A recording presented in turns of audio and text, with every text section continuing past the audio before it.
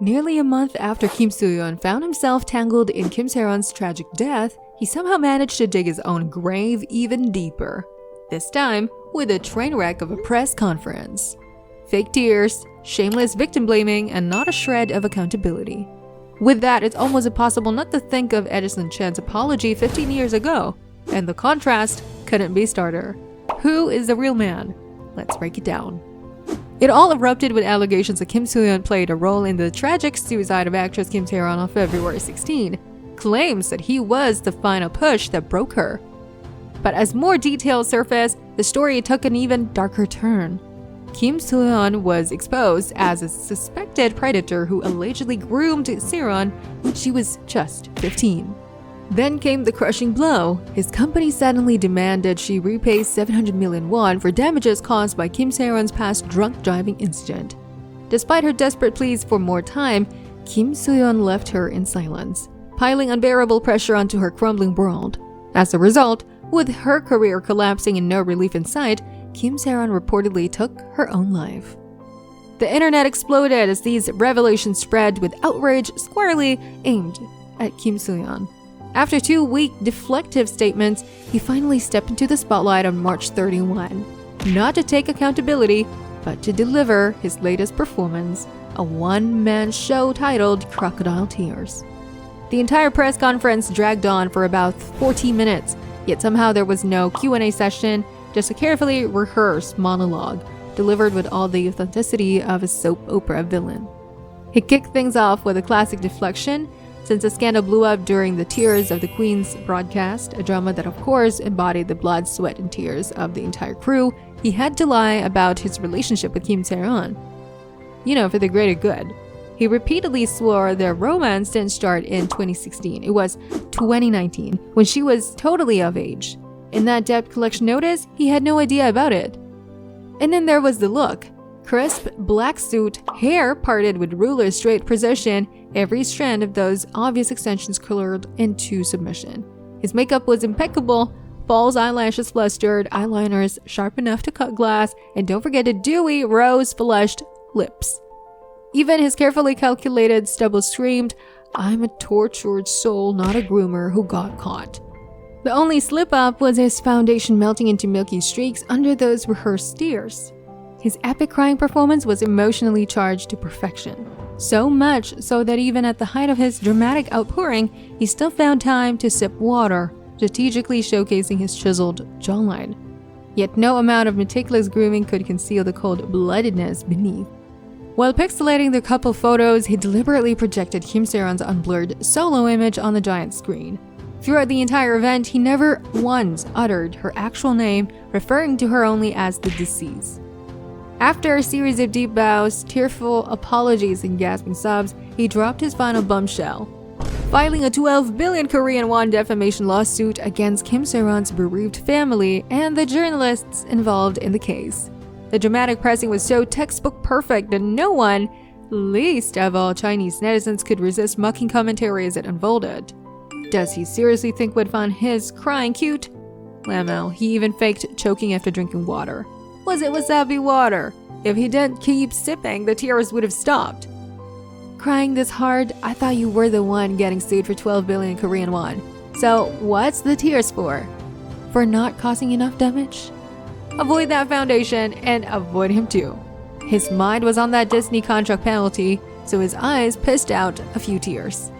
I can already picture this creep backstage furiously wiping his tears while cursing. Fuck, acting is exhausting. His best acting performance was at a press conference. Give him the prize already. The acting was so stellar, just hand him the Oscar now. Chinese netizens even employed AI technology to generate more reasonable scenarios for his over-the-top expressions. This instantly takes us back 17 years to Edison Chen's iconic apology, 13 clear sorries in English before announcing his indefinite retirement. No tears, no lawsuits, just 5 simple words. I take full responsibility. And somehow that straightforwardness made it infinitely more believable. For younger viewers who might not know, Edison Chen wasn't just famous. He was Hong Kong's ultimate heartthrob in the early 21st. The kind of star where 9 out of 10 schoolgirls smuggled his posters in their backpacks. When he dropped a new album in 2004, fans fainted at his meet and greets. That was an era when leading man possessed genuine, unmanufactured appeal, and Edison Chen embodied this natural charisma at its finest. More than just a pretty face, he was that rare triple threat: dashing looks, effortless acting chops, and undeniable musical talent. His breakout role as a smoldering young detective in infernal affairs didn't just steal scenes. It redefined cool for a generation. Then came 2008. At his absolute peak, a computer repair hack leaked over 1,400 private photos, featuring the intimate moments between Edison and some top actresses like Cecilia Chung and Jillian Chung. Overnight, the scandal became a media firestorm that consumed everyone involved. When the scandal reached its breaking point, Edison Chen took decisive action, facing the public directly in a Hong Kong press conference to apologize to the victims while announcing his permanent exit from the entertainment industry. The then 28-year-old appeared before cameras in a stark black suit, maintaining complete composure without a single tear during what would become a historic 5-minute statement. With unflinching honesty, he acknowledged taking the photos himself, pointedly refusing to blame the computer technician involved. His apology focused entirely on the impacted women and their families, never diverting to his hardships. In a notable gesture, he even expressed gratitude for how the police handled the sensitive situation, before declaring his clean break from entertainment, an indefinite retirement to prevent further harm. Each carefully chosen word radiated sincere remorse, particularly when addressing his failure as a role model for young fans. Though legally represented, he ensured his team prioritized victim support over reputation management of his own. I would like to apologize to all the ladies and to all their families for any harm or hurt that they have been feeling. I'm sorry. In retrospect, public opinion has undergone a remarkable transformation since the days when netizens universally condemned him as scum. At a minimum, Edison Chen demonstrated true maturity by confronting his mistakes and accepting full responsibility. Though forced to abandon his entertainment career, he channeled his passion into new beginnings. The business empire he built rose rapidly to prominence, proving his success as an entrepreneur. His personal life flourished through marriage to a former model and the birth of their daughter. This 15-year journey stands in stark contrast to Kim Soo Hyun's recent performative apologies. Edison's story ultimately proves one enduring truth: sincerity remains the ultimate measure of a person's character and the real foundation for lasting redemption. With Edison's apology footage resurfacing during Kim Soo Hyun's controversy, Chinese netizens can't help but draw inevitable comparisons between the two. He didn't do anything wrong.